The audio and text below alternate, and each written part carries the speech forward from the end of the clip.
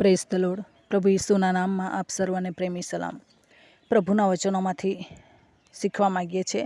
યર્મિયા પ્રબોધકનું પુસ્તક, તેનો 18મો અધ્યાય અને 1 થી 4 કલમ.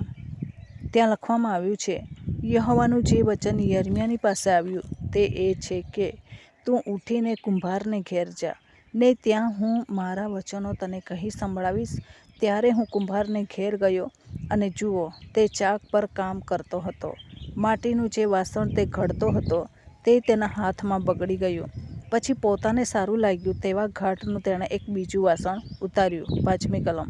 પછી યહોવાનું વચન મારી પાસે એવું આવ્યું કે 6ઠ્ઠી કલમ. યહોવા કહે છે કે, હે ઇસ્રાયેલના સંતાનો, આ કુંભાર કરે છે તેમ હું તમારા વિશે નહીં કરી શકું? હે ઇસ્રાયેલના વંશજો, જુઓ, કુંભારના હાથમાં જેવો ગારો છે તેવા તમે મારા હાથમાં છો. યર્મિયા પ્રબોધક એ રડતો પ્રબોધક કહેવાય છે, અને એ પોતાના લોકને માટે રડે છે. પોતાના લોકોને માટે, લોકો સુધરે એના માટે વારંવાર પ્રભુ યર્મિયા મારફતે સંદેશા મોકલાવે છે, પરંતુ આ પ્રજા સુધરતી નથી.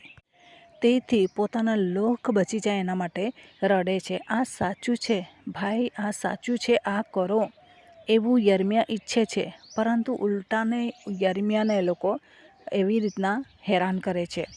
ટાંકામાં ઉતારી દે છે, કાદવમાં ઉતારી દે છે કે તું અમને મરજી પ્રમાણે કેમ નથી કરવા દેતો? વારંવાર પ્રભુ તરફથી સંદેશા લઈને કેમ આવે છે જે અમને ગમતા નથી? એ પ્રમાણે યર્મિયાને લોકો હેરાન કરે છે. પણ એ પ્રભુનો સેવક હતો, પ્રબોધક હતો, તેથી પ્રભુનું સાંભળવું જ પડે અને પ્રભુના સંદેશા લઈને લોકો સુધી પહોંચવું જ પડે. એ છે એમની પ્રભુ પ્રત્યેની વફાદારી. કેટલાય લોકો સતાવે પણ એ હારવાનો નહીં હતો. હવે પ્રભુએ એને કુંભારના ઘરે મોકલ્યા. યર્મિયા ધારે એ તો કહી શક્યો હોત, વારંવાર રાજાના ઘરે મને મોકલતા હતા, આજે કેમ કુંભારના ઘરે મોકલો છો? રાજાના ઘરે બધું વ્યવસ્થિત છે, કુંભારના ઘરે બધું અસ્તવ્યસ્ત છે. માટી આમ તેમ પડેલી છે, માટલા આમ તેમ છે, તૂટેલા પેલા માટલા પડેલા છે, પગ મૂકવાની જગ્યા નહીં હોઈ શકે, અસ્તવ્યસ્ત દેખાય, ચોખ્ખું નહીં હોઈ શકે, આંગણું બરાબર નહીં, જોવાનું ગમે નહીં, બાગ બગીચા કેટલા સુંદર, ત્યાં મોકલતે તો. એવું યર્મિયા કહી શક્યો હોત, પરંતુ યર્મિયાને કેટલું સુંદર છે બહારનું ગ્રાઉન્ડ એ જોવા માગતા નથી. એ ગમે તેટલા ગ્રાઉન્ડ ગંદા દેખાતા હોય, ખરબચડા દેખાતા હોય, ઠીકરા પડેલા દેખાતા હોય, પરંતુ એ સાચવીને જવા માગે છે અને પ્રભુનો સંદેશ એ લોકો સુધી પહોંચાડવા માગે છે. જાય છે અને જુએ છે. અને કુંભાર જેવી રીતના માટલાને ઘડી રહ્યો હતો એ પણ જોયું. પછી પ્રભુનું વચન કહે છે કે હું ઇસ્રાયેલ લોકોને માટે આવું નહીં કરી શકું? હું પણ કરી શકું છું. હું પણ ફરી વાર એમને બગડી ગયેલા છે એમને સુધારી શકું છું, પરંતુ કમસે કમ મારા કહ્યા પ્રમાણે કરે તો. પ્રભુ કંઈક કહે છે અને આ લોકો કંઈક ઊંધું કરે છે, એના લઈને પેલું વ્યવસ્થિત પાત્ર બની શકતું નથી. હંમેશા જ્યારે બી બનાવવા માગે છે, ઘડવા માગે છે, ત્યારે એ તૂટી જાય છે, બગડી જાય છે, અને એવી રીતના એનામાં કાણા પડી જાય છે કે પાણી નહીં રહે અને બીજાને એ ઉપયોગી બની શકે નહીં. પ્રભુ પણ આપણને એ જ પ્રમાણે ઘડવા માગે છે. આપણને ઘડી ઘડીને પેલા ગારાને ગુંદીને એક બી કાકરી ન રહી જાય એ રીતના એ માટીને તૈયાર કરે છે, અને પછીથી માટલું બનાવે છે કે જેથી કાકરી રહી જાય એ પણ નીકળી જશે તો ત્યાં કાણું પડી જશે, પાણી વહી જશે.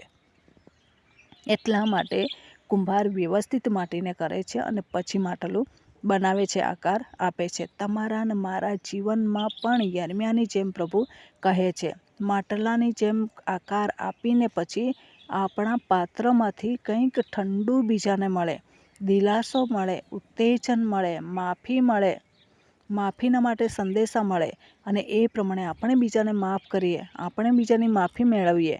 એવું જીવન આપણી પાસેથી પ્રભુ ઈચ્છે છે, પરંતુ આપણે ઘડાઈએ તો ને, કોઈકનું સાંભળીએ તો ને. આજે દુનિયા કોઈનું સાંભળવા તૈયાર નથી. ખ્રિસ્તી લોકોની વાત કરું છું. દુનિયા એટલે ખ્રિસ્તી લોકો, ખ્રિસ્તી સમાજ મંડીના લોકો સમથિંગમાં જીવી રહેલા છે. કેટલાય લોકોને પ્રભુ યર્મિયાની જેમ મોકલી રહ્યો છે, આના ઘરે, ફલાણાના ઘરે સંદેશા લઈને પરંતુ સમથિંગમાં જીવી રહેલા છે. અમે જે કરીએ છીએ તે બરાબર જ છે. તમે કહો છો એ અશક્ય છે, તમે કહો છો એવું થઈ જ નહીં શકે. એ પ્રમાણે જે પ્રભુએ સંદેશા લઈને મોકલેલા છે એમને લોકો શું કરે છે? રિજેક્ટ કરી દે છે, નાપાસ કરી દે છે, ઘરેથી મોકલી આપે છે. અમે જે વિચારીએ છીએ, અમારી જે યોજના છે એ પ્રમાણે અમે કરીશું, એવી રીતના કરે છે. પરંતુ યર્મિયા જઈને જુએ છે અને પછી એ જે લોકો માટે પ્રભુનો સંદેશ લઈને જાય છે. તમારા અને મારા જીવનમાં પ્રભુ આવા અસ્તવ્યસ્ત વ્યક્તિઓ પાસે મોકલે છે. અસ્તવ્યસ્ત થઈ ગયેલી મંડળીઓ પાસે પ્રભુ મોકલે છે. ભંગાણ પડેલી મંડળી પાસે મોકલે છે. આ વ્યક્તિ કદાચ સમજશે, એમના ઘરે જઈને સંદેશો કહે. જેમ કુંભારના ઘરે યર્મિયા જાય છે, એમ ફલાણાના ઘરે જા, તેના ઘરે જા, એવી રીતના પ્રભુ આપણને કહે છે. એવા સમયે પ્રાર્થના સહિત એ પ્રભુનું કામ કરવાનું છે. કુંભારના ઘરે જઈને યર્મિયા એ પ્રમાણે જાય છે. યર્મિયા ગયો, આપણે પણ જવાનું છે. લોકો આપણને સ્વીકારે કે નહીં સ્વીકારે, જો નહીં સ્વીકારે તો ધૂળ ખંખેરી નાખવાની છે. એ છેલ્લા દિવસે સાક્ષી આપશે. આપણે ઘમંડમાં રાચવાનું નથી, સમથિંગપણામાં જીવવાનું નથી. એ ક્યારે ફુગ્ગો તૂટી જશે અને હવામાં ઉડતો ફુગ્ગો ક્યારે નીચે પટકાઈ જશે એ ખબર પડશે નહીં. એટલા માટે નમ્ર બનીએ. જેમ કુંભારના ઘરે જઈને જુએ છે, કુંભાર એનો સ્વીકાર કરે છે, એવી રીતના તમે ને હું આપણા ઘરે આવેલા વ્યક્તિઓને પ્રભુ તરફથી મોકલેલા સંદેશાને સ્વીકારીએ. મરિયમના ઘરે સ્વર્ગદૂત ગયો, એણે અશક્ય બાબતોને બિંદાસથી શક્ય છે એમ કરીને સ્વીકારી લીધી. એને પ્રશ્નો તો થયો, પૂછી લીધો, જવાબ મળી ગયો. અને પ્રભુ આપણા માટે અજાયબ જેવા કામો કરે છે. તેથી આપણે શું કરવાનું છે કે સંદેશા લઈને જવાનું છે અને પ્રભુ કહે તે પ્રમાણે કરવાનું છે. તો આ દિવસોમાં પ્રભુના રાજ્યને માટે આપણે વધુને વધુ કરીએ અને પ્રભુ આપણા માટે કરશે. પ્રભુની મંડળીઓ તૂટી રહેલી છે, તેમને બાંધીએ, વેર વિખેર નહીં કરીએ. વેર વિખેર કરનાર શેતાન છે, વરુઓ છે ફાડી ખાનાર.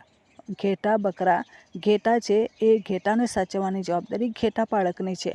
તો છતાં પણ વરુને પ્રવેશવા દે તો એ ઘેટા પાળકનો હિસાબ પ્રભુ માગશે. તો આ દિવસોમાં આપણે વધુને વધુ તેમના રાજ્યના માટે તૈયાર થતા જઈએ અને પ્રભુના મહિમાને માટે ઉપયોગી બનીએ. તો આ વચન પ્રમાણે જીવન જીવવા પ્રભુ આપણને સહાય કરે. વચનનો આશીર્વાદ પ્રભુ આપણને સર્વને પૂરો પાડે. આમેન. પ્રાર્થના કરીએ.